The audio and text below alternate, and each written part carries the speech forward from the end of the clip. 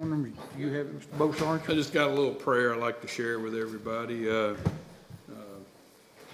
Heavenly Father, we come to you today asking for your guidance, wisdom, and support as we begin this meeting.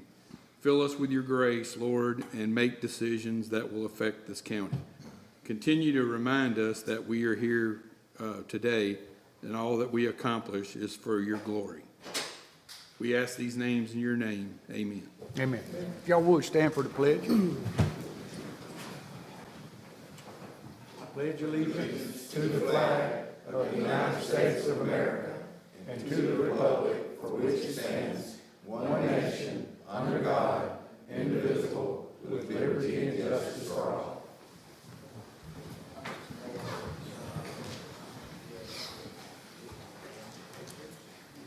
No? That brings us down to amendments to the agenda. I don't have any. Mr. Morris? I don't have anything. Mr. Taylor? No, sir. Mr. Ross? I don't have any. Mr. Beaucharge? None. Mr. Eldridge? Yes, I need to remove an item under Chancery Clerk, amended county budget. Okay. Mr. Fulton? I have one for executive session, personnel. Mr. O'Neill? Okay. Mr. Calmer? None. Is there anyone else that has an amendment? If not, I need a motion to accept the amendments as, agenda as amended. So move. Have a motion by Mr. Morris, Second. second by Mr. Beaucharge. All those in favor say aye. Aye. Opposed, no. Thank y'all. Brings us up to general public comments. Anyone here for general public comments? Okay. Good morning, everyone. Good morning. My name is Judith Patala Peoples. I live in Ocean Springs. I want to make a comment to all of you. I want to thank you from the bottom of my heart for all the help that you've given the city of Ocean Springs in getting the Handshaw Bridge repaired. Randy, for you making the motion, for all of you who said yes. I can't tell you how much it touched my heart to see such a giving board. I want to thank you. In bringing up the bridge, Troy, I have a question for you. You weren't here last time, or I would have asked you then.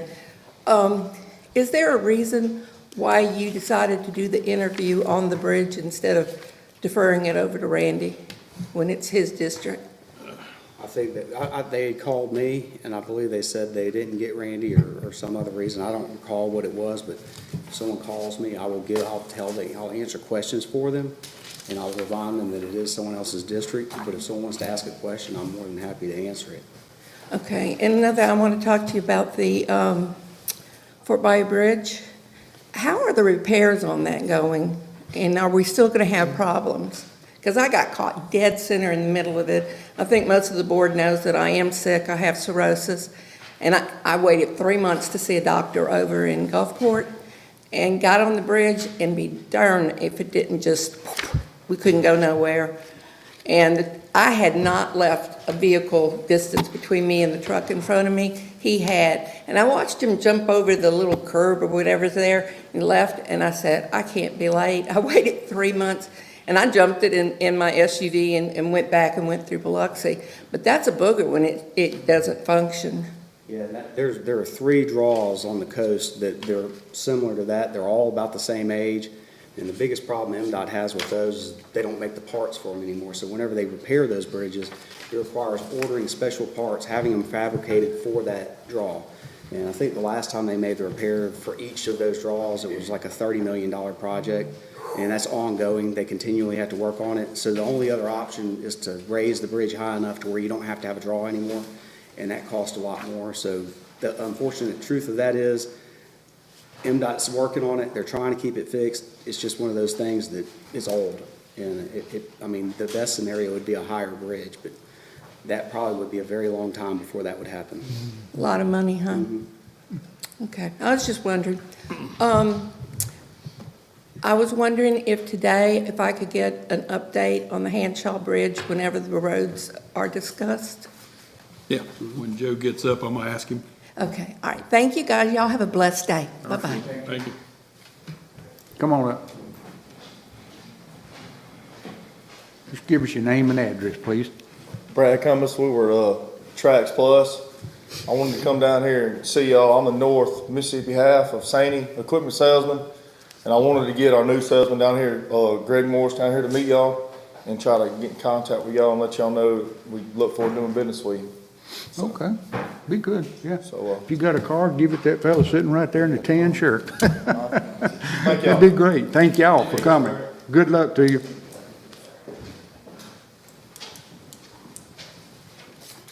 Anyone else for general public comments? Okay, if not, could I get a motion to approve the consent agenda as amended? So moved. Second. We have a motion by Mr. Ross, a second by Mr. Taylor. All those in favor say aye. Aye. And opposed, no. That brings us down to department heads. Mr. Calmer, I believe you had something? Yes, sir, thank you. If y'all will recall, many months ago, it may have been a year or more, we entered into agreements with the cities to house municipal prisoners. And we debated and ultimately settled on a figure for a per-day charge for the municipal prisoners for Moss Point, Goche, Pascagoula, and Ocean Springs. And the discussion was kind of twofold. It was how much do we charge the cities, and then the second part of it was how long is a prisoner a municipal prisoner. Y'all settled on a figure, and I don't know that right off the top of my head. Is it $50 or $55? Some. It was a little more than that. Yeah, 50 or 50. Whatever it is, that's kind of irrelevant. We did not change what in the past we had considered to be a municipal prison, which is from incarceration, I think, until being bound over to the grand jury. That's not really stated in the agreement. That's the way it's been done for years, and we just stuck with that same procedure because it works so well for all the cities. The Attorney General has recently, in March and last month, issued 2 Attorney General opinions to 2 different city attorneys, and I have been approached by and had a meeting with one of our cities to discuss these AG opinions. And the Attorney General, without going into all the detail, the question that's asked is there a statutory cap on the amount municipalities may pay to a county for housing inmates in the county jail pursuant to a contract under a code section? The answer is yes, according to the AG. Now, she cites 4 different statutes in coming up with this opinion. And I've read the statutes and I understand why she's saying what she's saying. None of these statutes were ever discussed by any of the cities when we were discussing how much to charge. Matter of fact, I know that in different counties, different amounts are charged to cities for housing municipal prisoners. None of this has ever come up. So the answer that, according to the AG, is for holding municipal pretrial detainees or prisoners in the county jail, a municipality is authorized to pay the county $25 per day for days 1 through 30 and $32.71 for days 31 or more. I did call and speak with Will Allen, who is one of the Massett, one of the 2 firms that does work for Massett. And Will is familiar with this, and he basically said we got a little bit of a mess and trying to figure out what is the best course of action to take. So I'm going to suggest to the board that you allow me and Brian and Josh to kind of meet, discuss, and come up with some options. One thing that is still on the table is what is the definition of a municipal prison. I believe, don't hold me to this, but I believe that George County extended that definition from incarceration all the way to conviction.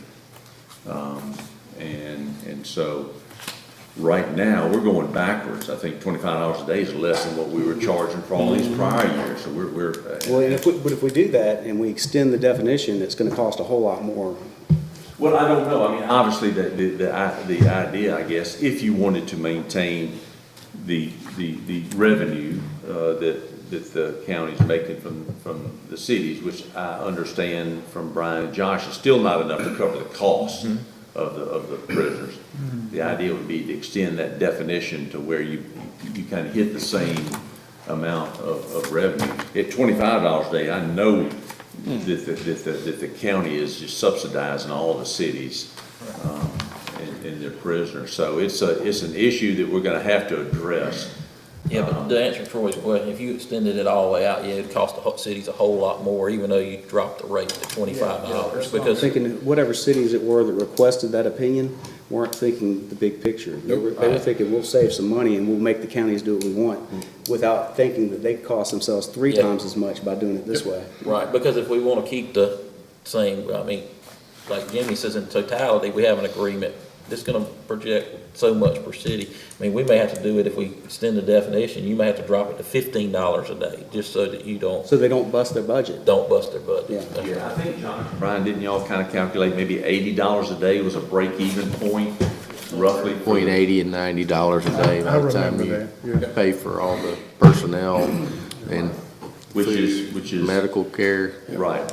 Now, one thing the cities will not like is if a prisoner's a municipal prisoner for a longer period of time and they have to get hospitalized, then the city's gonna be on the hook for that hospital bill.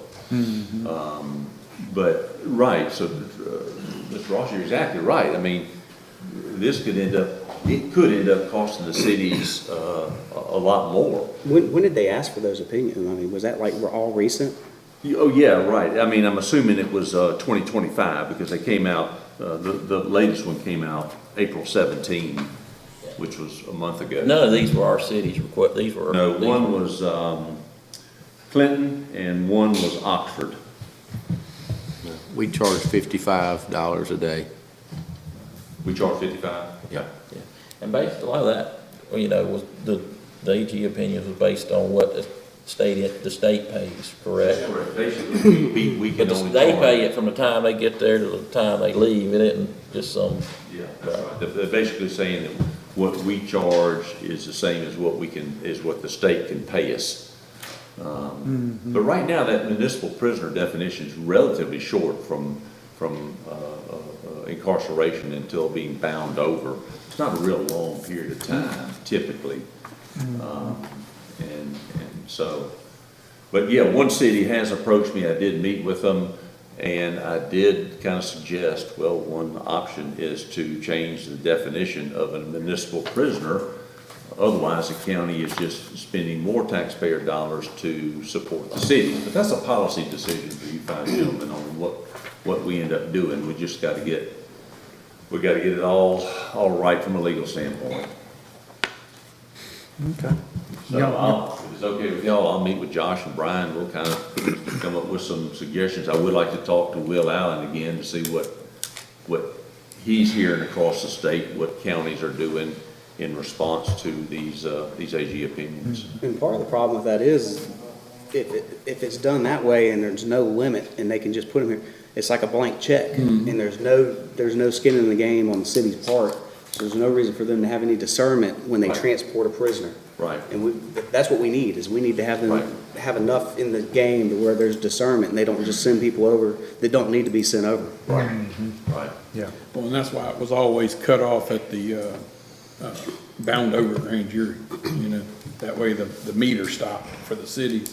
The county took it over. That was the reason why. Now, if a state prisoner gets picked up on probation violations and comes back to the jail, then the state's on the clock then. We're not on the clock. The only time we're on the clock is when the sheriff's office arrests somebody and put them in there, and until they get bound over by the grand jury, they're on our dime. And then when they get bound over by the grand jury, then they become the state's, while the state's prosecuting them. But I thought we hit a good happy medium when we reached agreements with all four of them to raise the rate, but not all the way to where we wanted. We negotiated for a while and reached a happy medium. Now we kind of have to start over a little bit on part of it. Looking at it, yeah. We'll look at it and see what y'all come up with. I don't think we're the only county that's doing it. As you see, there's other counties that are in the same position. Same situation, yeah. And cause a city or two to reach out. Yep. Okay, sounds good. Is that all, Jimmy? Yes, sir. Yes, sir. Thank you, sir. Ms. Wells?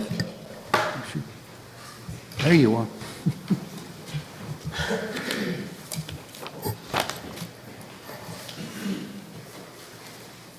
Second, we got a little technical.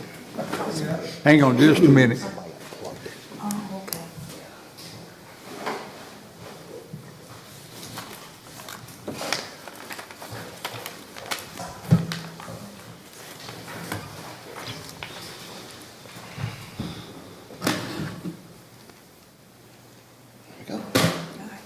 Thanks, Bert. Thank you, Bert.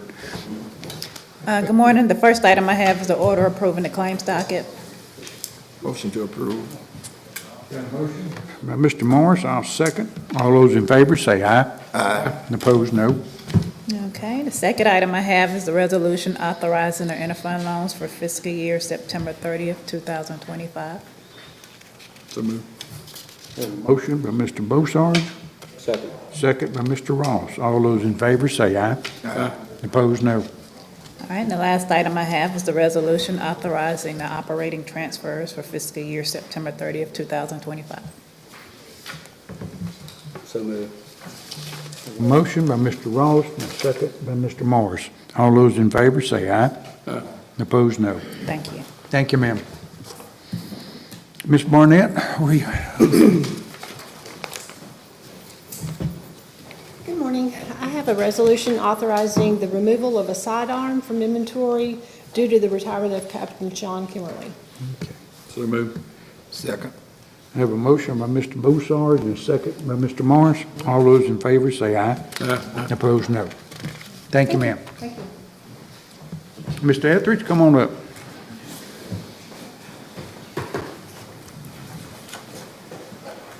Morning, everybody. Morning, Earl.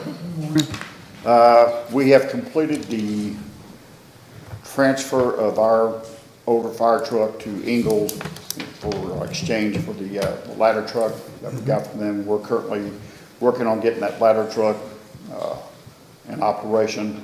The ladder truck on the current market's probably worth about $1 million. Fire truck we gave them was worth probably about $200,000, so we were kind of happy with that swap. Keep making those kind of trades. The Saracena Road Fire Station, we went and did the punch list last week.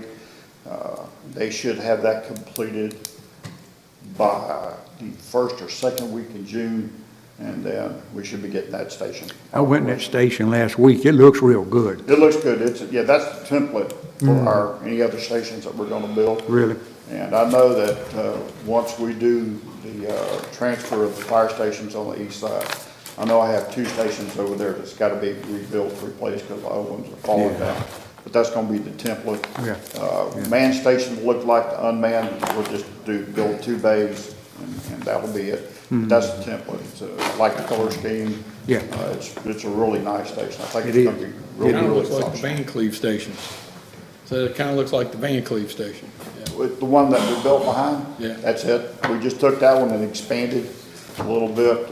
We see some minor changes that we have to make.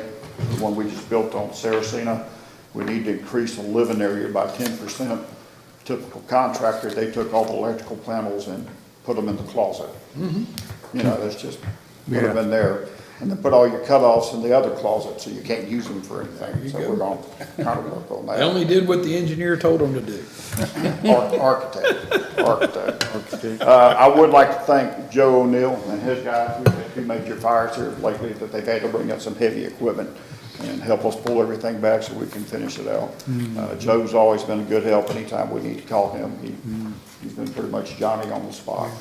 Y'all had a mess there at that one place in Escatawba. Yeah. Yes, sir, we did. Yeah, Yes, you that sure old did. 2-story. Yeah, Yes, sir. Then we had the barn fire on 614. I saw that. It's still burning. It was, well, the hay behind Well, it. you take 250 bales of hay and cram them in a barn.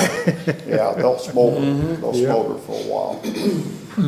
But, anybody got any questions for me?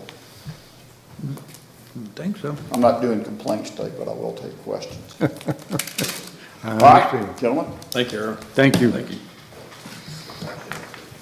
Mr. O'Neill? Good morning. We've reached the point with the Pell study at Old Fort Bayou and I-10 that we need to hire an engineering firm. We would like to do it off the MDOT Master Services list, and all I really need to know, do y'all want to pick the 3 firms, or y'all want me to do it with my staff in-house, is all I really need to know. If y'all want to do it, I'll send you the list this evening. So, I'm good. We all doing it. Yeah. There's somebody here just, yeah. everybody okay with that? We've already had one firm working on it, right? Yeah. Yeah. So, we'll do it in-house, and I'll send y'all an update as we progress along. Okay. All right. The Hanshaw Bridge, we're about halfway point this morning. Wade should be setting the 3rd span this morning and moving the crane on out. Hopefully, we hadn't run into any major problems. Hopefully, in a month, we're done. And then it'll be up to the state to come down and inspect and post a weight limit in. Hey, Joe, since Jeff's here, can we get an update on Beachview, Jeff? What's that? Can we get an update on Beachview? Yeah, I'll give you a quick one. Yeah.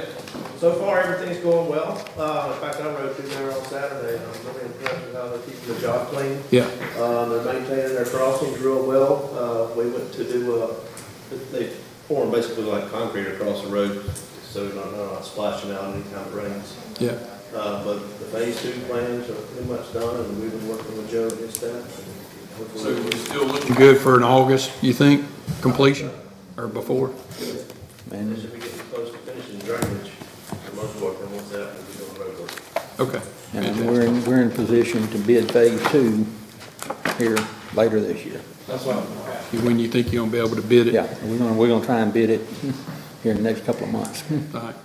Maybe have a transition from 1 to 2, Kind of maybe? what I'm hoping. I'd Okay. like to know that this one's gonna be open before we let another one, so. Fantastic. Man, that's great. Any Joe, questions, anybody? I got one Yes, question. sir. Bay Avenue Bridge, I mean, so you had to move a easement line. Yeah, I'm How gonna is it give coming them, along? I had met with engineers last week. We're gonna meet with the engineer over the project and have him start looking at the relocation. Okay. And then we're moving ahead finally. Okay, yeah. I'm getting called to the, you got a constituent over there building a brand new house, and he was worried about it. I said, we gonna get it done. Yeah, I wouldn't be driving a dump truck across it, but. Yeah. Thank you, Doctor. Yes, sir. Thank you, Joe. All right, up next is Minister of Public Health, but the first one will not start until 10 o'clock. So I'm gonna move around it and go to presentations. Woody, you got lucky this morning. Come on back.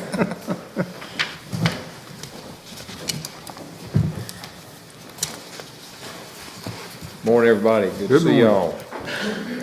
Cruising the Coast is still moving right along. Last year, we had 9,961 vehicles that registered from 43 states, Canada, England, and New Zealand. Our first folks from New Zealand showed up last year, and we've already got some more people inquiring from New Zealand. So it'll be interesting to see who all shows up, this year. Thus far, we've got over 4,000 that are registered from 40 states, Canada, and Australia. So we've had Australia here before. Now we've got some folks coming back again. They hadn't been to visit us lately, so we're happy to have them back with us this year. So registrations is continuing on. We'll have another newsletter that goes out in July, and that's a big spark for registrations and all. So we'll see where we end up, as far as this year is concerned. Last year's event was voted again the #1 car show in the nation by USA Today. So we're real happy about that, and that happens to be 6 years in a row that we've won that award.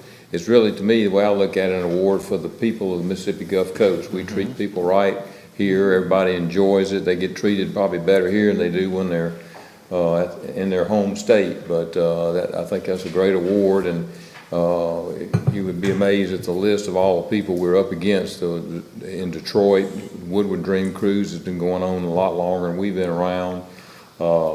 Back to the 50s event in Minnesota. There's a Amelia Island event that's been going on. There's some West Coast events, and it's just amazing that we come out on top. Hot August Nights is kind of where we got the idea about cruising the coast. and they're in Reno, and they came in 10th. So it's nice to be number one. So that's a Yeah, good that's thing. great. So congratulations to all of us on the Mississippi Gulf Coast. I visited and talked with most all the cities at this point in the county, and everybody is looking forward to this year. We're ready to go, and I think it's going to be another great year, and I would appreciate y'all's support for this year, and if I can answer any questions, I'll be happy to do so. Just glad to see y'all doing well as you are. It's a big event, it is. It takes a lot to put it on. Woody, y'all do a great job. Well, thank Really you. do. A lot of people working mighty hard to make that happen, Yeah. so it's a good thing. Yeah. Everybody works together. That's pretty neat to have all 12 cities in all 3 coast counties working together for, to make this event a success, so Yeah. it's a good thing. Keeps you young too, right, Woody? Yes, I hope so. I'm hoping it's doing that. The city of Moss Point, like, thank you, because every year, number of cars, is every year, it goes up like 200 more cars. It really does. I come into every year. Moss Point off the interstate, when I come in over the bridge and all, and I'm looking at the cars, I'm just amazed every year how busy Moss Point is. Right. Moss Point's doing a great job. They trying to get the green space set up for you can put more cars out there on the green space right now. Because Right. yesterday last time we They had, we need it. putting cars down the side of the road. Yeah. Right, right. So these people coming from New Zealand and across the oceans, are they actually transporting a car, or are they just falling in on a car over here? It depends. A number of them do keep their cars here. The folks that came last year from New Zealand, they had a big time. They flew into Waco, Texas, and drove a 57 Chevy from Waco, Texas to Mississippi Gulf Coast. Wow. So that was his route in. Well, I'll be done. It's pretty neat. Cool. Yeah. Yeah. All right, do we need a motion authorizing? There's a resolution on there for it. Okay. I second it. All right, we have a motion by Mr. Bossard, a second by Mr. Morris. All those in favor say aye. Aye. Opposed, no. Very good. Thank you very much. Appreciate Thank you. it. Thank you. All right, thank y'all. Action items. I'll go real quick on here. We're still waiting for the special call for the legislative session, state legislature. The clock's running, so I mean, they need to go back in pretty quick here. I'm hearing maybe first part of June, so we'll keep an eye out for that. On the federal side, this week is our week to go to DC. We'll be flying out tomorrow. We've got a planning meeting scheduled for tomorrow afternoon to get all of our materials together, and then we'll be hitting it hard on Wednesday. We've got meetings scheduled with Senator Wicker's office, Senator Hyde-Smith's office, and Congressman Ezel's office. Also got a couple of extra meetings set up with Transportation for America and EPA while we're there. So looking forward to that. Hopefully we'll make some headway. We've got those 2 projects that we're looking for congressional directed spending on, as well as we understand that they're looking to do an overhaul on FEMA. And so there may be some input that we can make to help streamline some of the things that we see when dealing with a disaster declaration. So that is this week, and we'll have more to report when we get back next time. Okay. Sounds good, Brian. Thank you. That brings us down to supervisor items. I didn't have anything. I didn't have anything. Mr. Taylor, you didn't have anything. Mr. Ross? I didn't have anything, but I got a text while we were sitting here. And this is something I've heard about in the past. There's a relatively large alligator, about 7 feet long, hanging out in the harbor in Ocean Springs. And he seems to be not afraid or skittish or anything. So they're wanting to know if Wildlife and Fisheries or somebody can get down and check and make sure he's not going to endanger some small pets or anything. They said they watched him eat a duck the other day. Yeah. So, I mean, that's where that fine balance of the uniqueness and charm becomes dangerous. So, I mean, if we could contact somebody for him and see, he's in when you come in the harbor, as you turn to the left before you go into the inner harbor, he's in that area most of the time. Right there by the fish cleaning station. Yeah, probably. he watches when the bait comes in. Free meal. Yeah. Okay. I'll get on. Somebody's feeding him, that's why he's not Yeah, scared. he's not scared. Yep. Everything's good till the feathers fly. Yeah. Or you don't feed him. Yeah. Mr. Bossard, you didn't have anything, Nope, did you? good. That brings us down to closed session. Y'all want to go on in executive session? Jimmy, what do you think? Yes, sir. We have 4 items. We can probably knock a couple of them out. Mr. Fulton had a personnel issue. Then I have a update on Jackson County versus George County litigation. I have an issue with regard to this prospective location of a business in Pascagoula, and discussion regarding prospective business decisions of Sing River Hospital System. Okay. All right. I'll accept the motion to enter into closed session. I'll move. Motion and a second. All those in favor say aye. Aye. Opposed, no. All right, we will enter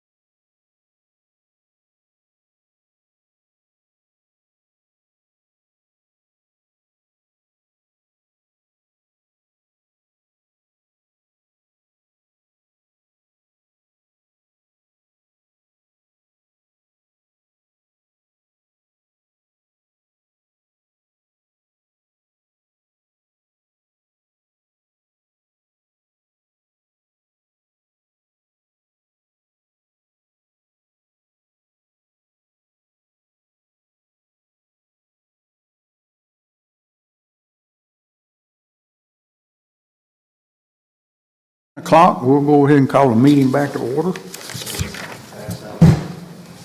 Thank you, sir. Thank you, sir.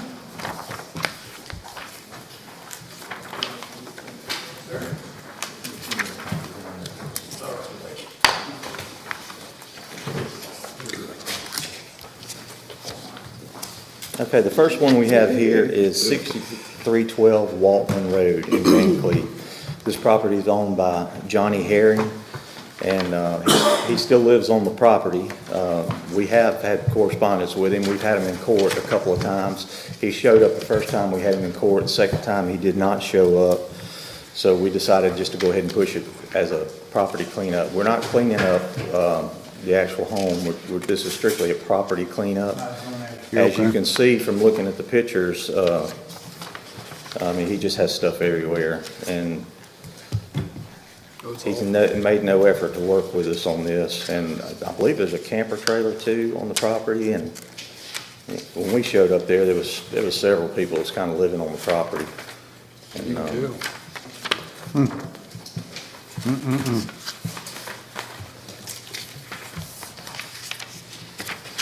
So we're asking the board to declare this a menace so we can clean this property up. Okay. It's pretty bad eyesore. Yeah. For Van Cleve. Okay. He's not here this morning? Nobody's here? I don't know if anybody's here for this one or not. Okay. What happened when he did not show up in court?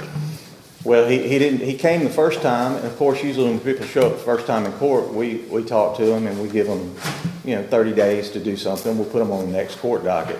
On the next court docket, he didn't show up, so we sent him another citation to appear in court. He didn't come, so we just decided to dismiss it and move it as a county menace. If we can't get him in court, the only thing we could do there is issue a bench warrant and then let the judge deal with him, but the judge is going to give him another 30 days. So it kind of goes on and on there if we don't, do something like this. Okay. All right. You want to ask if there's anybody for or against this? Is anybody for or against this here today? Thought it was, wasn't there? Okay.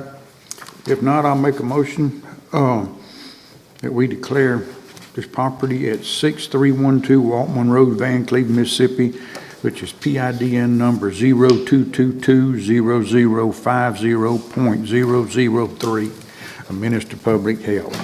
I'll second. All those in favor say aye. Aye. And opposed, no. Thank y'all.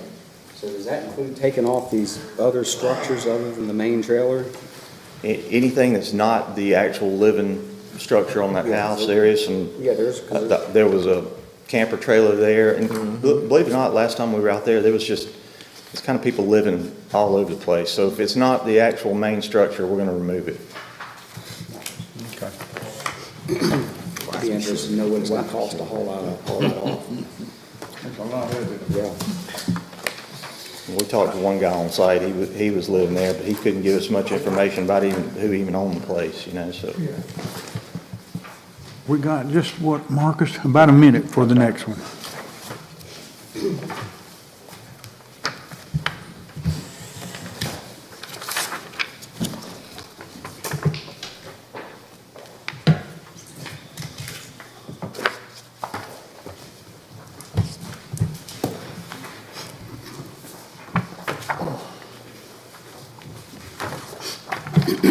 All right.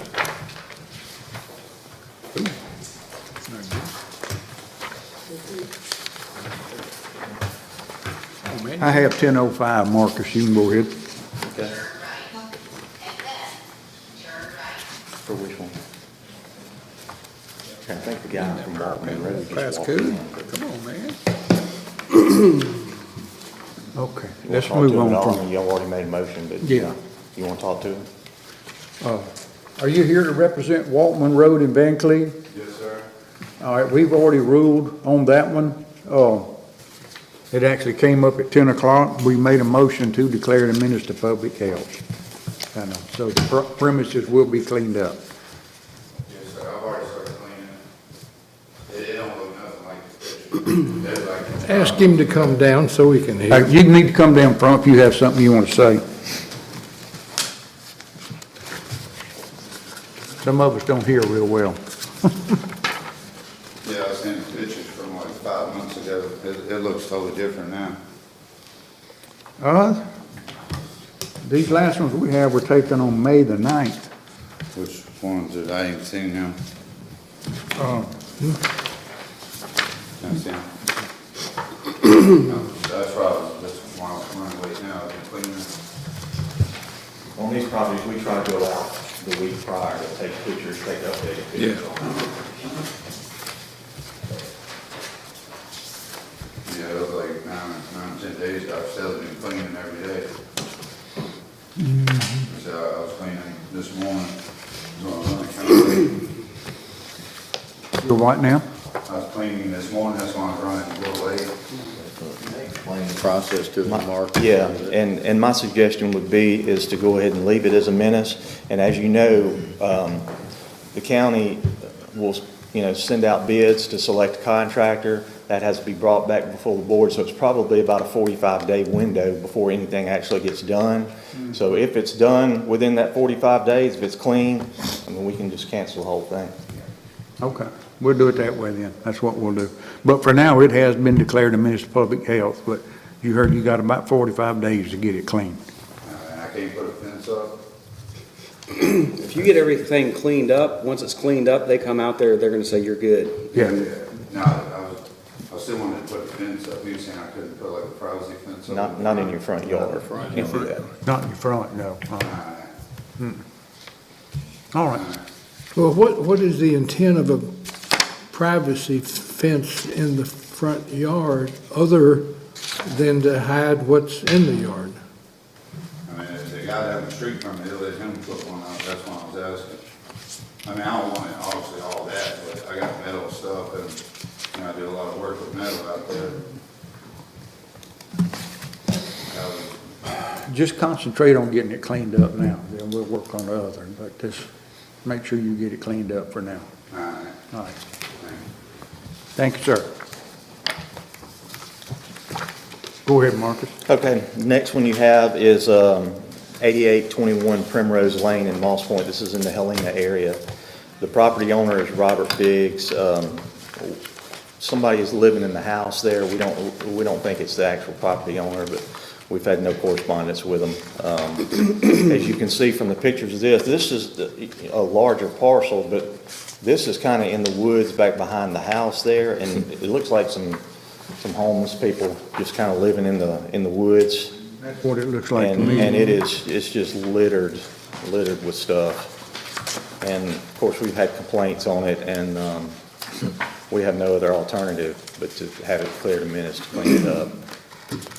The people actually, when we went out and put the sign on the property, the lady came out of the house and ripped the sign up as soon as we put it up, so. Sewer? Yeah, that's septic. It is sewage leak, and I've turned that over to the health department. We've already given that information to the health department. Is that coming from the house or is that a leak somewhere else? It's gotta be coming from the house, because there's nothing else out there, living structure-wise. So yes, we've got a couple of them that we've turned over to the health department recently. So it is open sewage there. Okay. Anybody here speak on this one way or the other, on Primrose? 8821 Primrose. Yeah. 8821 Primrose Lane, Moss Point, Mississippi. If not, I'm gonna make a motion. And I'll second it. Okay. Do I need to read in the PIDN number, Jimmy? Yes, sir, please. Okay. Make a motion to declare 8821 Primrose Lane, Moss Point, Mississippi, PIDN number 011-04360.000, a menace to public health. And I made the motion, and Mr. Marsh seconded it. All those in favor say aye. Aye. Opposed, no. All right. Let's see, where we at on the next one, Marcus? I believe it's 1010. Yeah. Scott Street, it is 1010, yes, sir.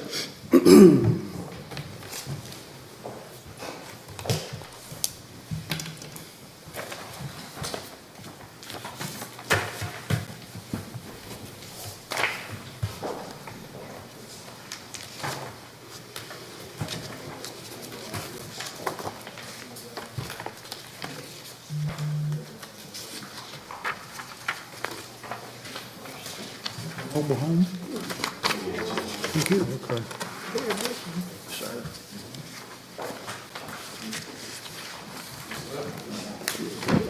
This property is 9829 Scott Street in Van Cleve. This is in a Kitch Family Trust is what the property name is in.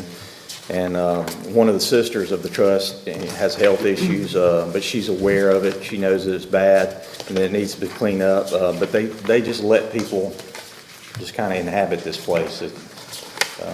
There's still people staying in it. It's a burned mobile home, as you can tell, and It's turned into a it's not home. something that can be fixed. It needs to be hauled off or torn down. But there are vagrants living in the property as we speak, so. Okay. What about like the carport area? Is that part of, considered? Everything on the structure is what we clean off. Once you remove a living structure, you're not supposed to have an accessory structure on the property without having a main residence. Yeah, So that's right.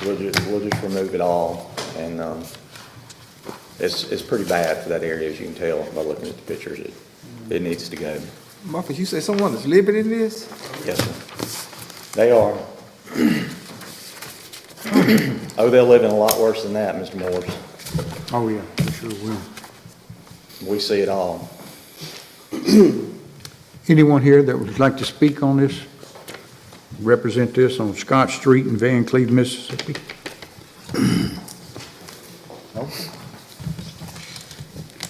All right, I'll make a motion to declare it a public menace, have it cleaned up. Read in the PIN number, Randy, if you will. Oh, yeah, I'm sorry. 9829 Scott Street, Van Cleve, PIN number 072-902-55.000. I have a motion by Mr. Bossarge. A second. A second by Mr. Morris. All those in favor say aye. Aye. Opposed, no. Marcus, let's see, we're gonna have to wait 2 minutes. Okay. That one included the structure, did it not? Yes, it did. Yeah. Yes, it did. Everything. Everything there. Yeah, that's a small lot. Is that clotheslines or is that whole extension thing cords? up. Could you tell? It looked like clotheslines, Yeah. but I couldn't really tell.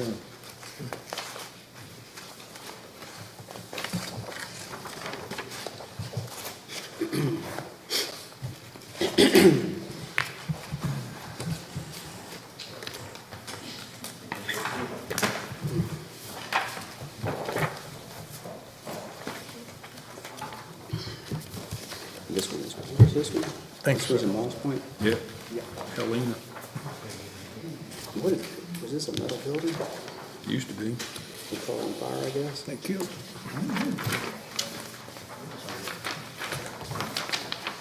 Person.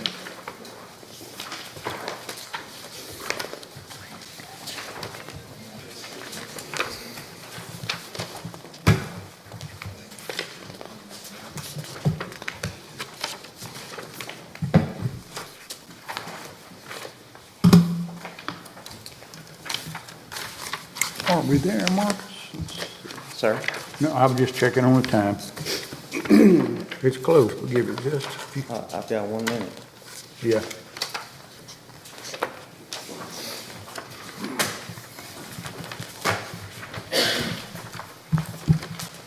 All right, I have 10:15, Marcus. Okay. The next property we have is Perry Street. This does not have an address. The owner is Charles Ray Ford. Of course, Mr. Ford is present today, and you know, we've had correspondence with him. We've had him in court several times, and we try to work with Mr. Ford. He is one of those people that believe that it's his property and do with it what he wants to do. We actually went out and took pictures of the property, and Mr. Ford was there. He had a grandson that was actually living in a car on the property at the time. They wasn't happy at all. The police department had to handle them. It's a pretty sad situation. If you look at it, the property owner next door, he's got a really, really nice place. And he steps out on his porch and this is all he sees. He sees all this junk. It's just really bad. He don't have a living structure on the property. He was living in a camper trailer on the property. But since we've posted the menace signs. He's moved the camper trailer, so his camper trailer is gone. But all the rest of the stuff is on the property, and it's a pretty bad place. And he don't understand that you know, this is considered open storage. You can't have anything on the property at all if you don't have a residential structure on the property. Not saying that you could still junk it up like this, but you can't have anything on a piece of property unless you have a residential structure on the property. And there's no residential structure on this property. Okay. Now, I know Mr. Ford's here. Did one of y'all want to speak on behalf? We also have the neighbor here too. Yeah, I'm gonna give him a chance. Now, he says there's no permanent structure, but the deed are lots for a camper or RV. That is in the deed. That's all, but it's, Also, may I? Didn't give you away. Here's on the deed, sir. Also, the statement that nothing has been removed from the property and it has not been cleaned up is absolutely patently false, because I was just there yesterday and the day before. We hired Danny's Towing to come in and remove derelict vehicles and farm equipment that my father had. And yeah, we removed that trailer, and that property is still being cleaned up right now because my brother took off of his job to go there. What they are doing is running this old man into the ground who's got bad heart, he's got dementia, he's dying of cancer, and nobody wants to give him a break. He cannot jump out there and just get everything done. This is ridiculous. Whoa, whoa, whoa, sir. yeah, don't, be careful.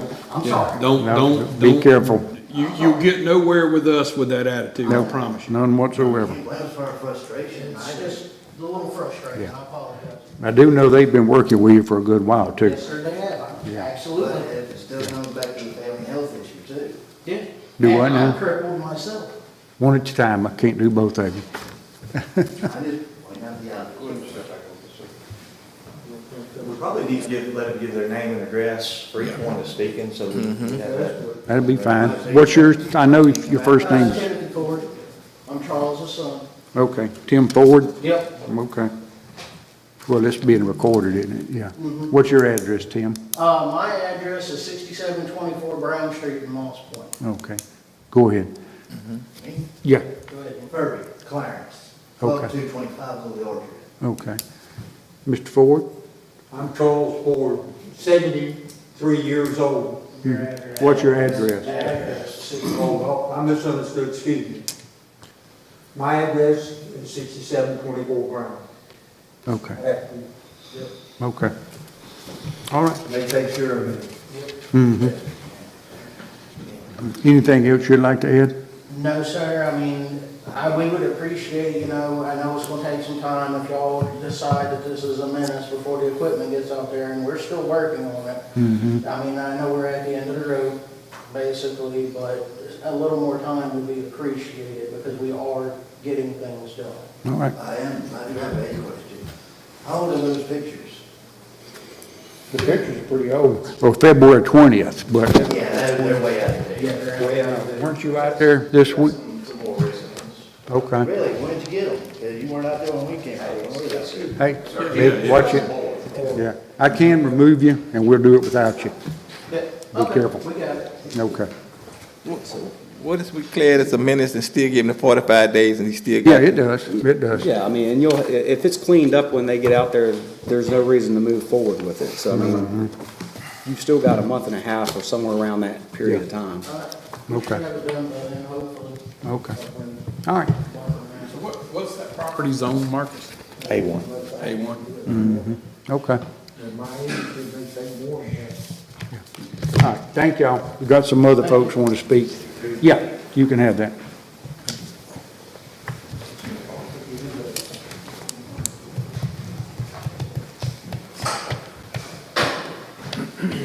Come on up, please, sir. Give us your name and address when you get up here. All right, sir. My name's John Mark McFall, Jr., and I reside at 2321 12th Street, Pascagoula. Move over to the microphone if you don't mind. I'm sorry. I wear hearing aids. I don't know about anybody else. Need me to repeat myself? No, you're fine. Go ahead. Okay.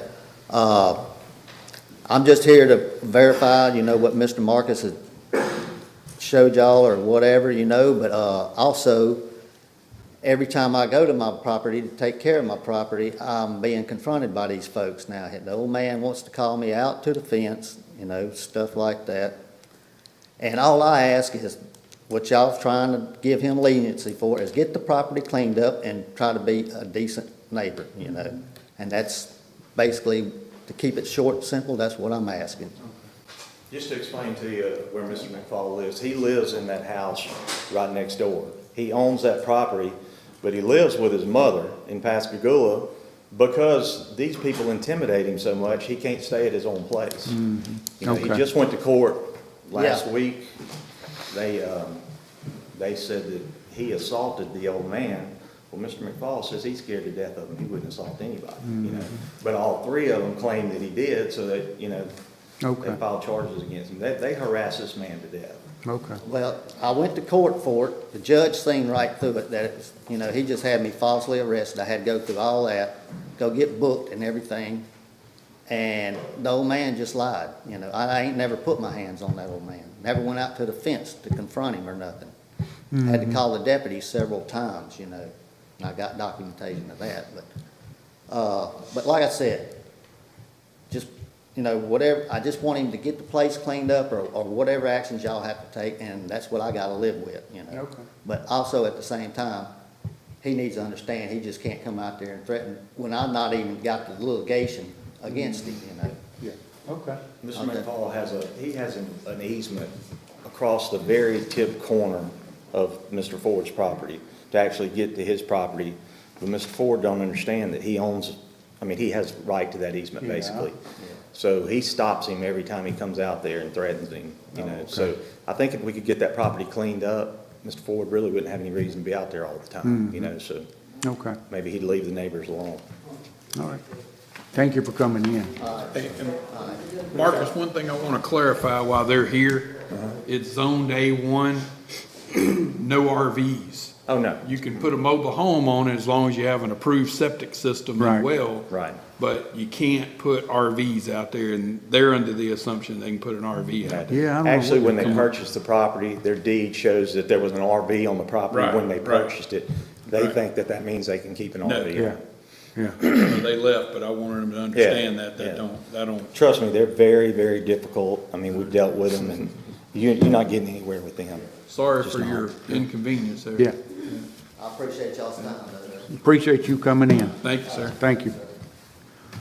Is anyone else that would like to speak on this, at Perry Street? Okay. If not, I will make a motion that we declare Perry Street, Moss Point, Mississippi, PIDN number 0100811.080, a menace to public health. I'll second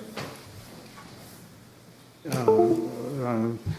Hey, Marcus, I'd add one thing to that is, whoever bids it, don't let them go out there by themselves. They need maybe the sheriff's office to stand by when they go out. And let him know he got 45 days to get it cleaned up. Yeah. He already knows it. I didn't, all those in favor say aye. Aye. And opposed, no. I didn't. That one went a lot better than I thought it was going to go Yeah, with those folks. Well, Marcus, he said they've done a whole lot of work, had pictures, you gave them, no one really has seen the pictures. Describe, I gave Mr. Cumbus the latest describe pictures it we today. had. Is it significantly sir. improved, not at all improved? sir. Okay. They were in my office 2 months Only thing ago, of- Ken. They know had to get it cleaned up. The only thing of significance that they've moved off the property is the old camper trailer. And they claim they were, the neighbor said the man was living in the camper trailer, but I don't know how anybody could live in that, but. Or do they think that the neighbor is the one that told on them, or do they understand that this is something the county can come through and enforce whether a neighbor complains or not? This is something that absolutely. is significant. It may not, because it looks like to me they want to blame him for it. Well, it was a neighbor complaint. That's how it got initiated, but regardless, if you knew the whole story of what was going on with this guy and what he's doing to this neighbor, it's terrible. And those folks right there, they like to try to intimidate people. We've had them in court trying to do the same thing, and they're just. one of those Okay. that you just can't deal with. You know? Thank you, Marcus. Do you, Thanks a lot, Marcus. Do you feel you're getting a fair shake in court with all of these? Most of the Because- time we do. Most of the time we do. I mean, the judge he'll literally lock people up, you know? Yeah, he has. And he's done it several times. Okay. But the problem is getting them there, getting them to court, you know, and, sometimes they'll show up, you know, usually right off the bat, we're gonna work with them. They show up to court, we're gonna say, hey, you know, can you have this cleaned up in 30 days? Usually they'll say, yeah, we can. Well, 30 days rolls around, it's still not cleaned up, we bring them back to court, and it's not done. At that point, we usually let them talk to the judge, and the judge gives them 30 days. He's usually gonna work with them, or we'll fine them and give them time. But some of them, you know, it just gets to the point where he'll put them in jail and say, well, you're in jail till it gets cleaned up. Okay. You know? That's happened several times on a lot of our cases. Okay, good. Yeah. Judge Watts has been very, very good to us on these, absolutely. on these menaces and He's The probably- larger cases like this, though, where there's just so much stuff, you know, Judge Watts, he'll just tell us, hey, I think you ought to just dismiss this and take it to Board of Supervisors and Yeah. declare it a menace, because they're not gonna clean it up. Yeah. You know. Thank you, Marcus. Okay, thank y'all. Thank you, Marcus. Have a good day. All right. Could I get a motion to return back to executive session? I have a motion by Mr. Ross, a second by Mr. Beausarge. Say aye. Aye. Opposed, no. Scott,